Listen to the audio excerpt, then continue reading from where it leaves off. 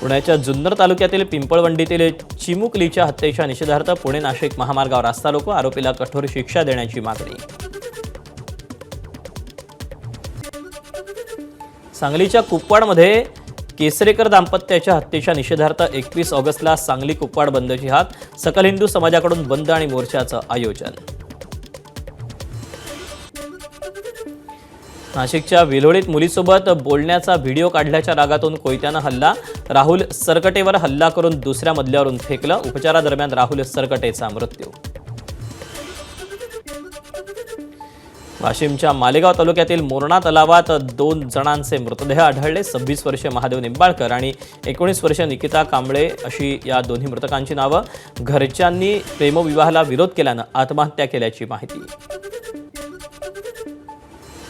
सांगलीतील कवठे महांकाळ तालुक्यात अलकुड गावाच्या हद्दीत तरुणाची हत्या, प्रणव कदम असं हत्या झालेल्या तरुणाचं नाव। आर्थिक वादातून हत्या झाल्याचा प्राथमिक अंदाज। 2023 मधील काश्मीरा बेकरी गोळीबार आणि खंडणी प्रकरणातील फरार आरोपी अख्तर मनचटला दिल्ली विमानतळावर मीरा भाईंदर क्राईम ब्रांचकडून अटक। विदेशातून परतताच ही कारवाई करण्यात आली असून त्याचे डी कंपनीशी कथित संबंध असल्याची पोलिसांची माहिती। डोंबिवलीत फेरीवाल्यांची दादागिरी, पोलिसांना धक्काबुक्की करत धमकी देत कारवाई निर्माणात अडथळा। मुजर फेरीवाल्याची थेट पोलिसांची झटापट, पोलिसांनी फेरीवाल्याला ताब्यात घेतला। बीडच्या हातोला गावात रेशन दुकानाची तक्रार करणाऱ्या राजकुमार वावळे याला भरस्त्यात मारहाण, चौकशी पथकासमोर शिवीगाळ आणि धमकी दिल्याचा दावा। या प्रकरणी आणखी 4 जणांविरोधात बर्दापूर पोलिसात गुन्हा दाखल।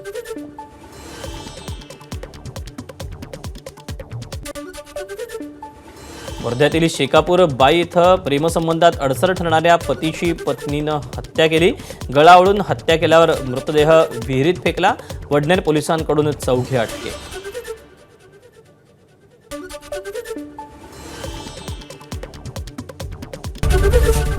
एबीपी माझा, उघडा डोळे बघा नीट।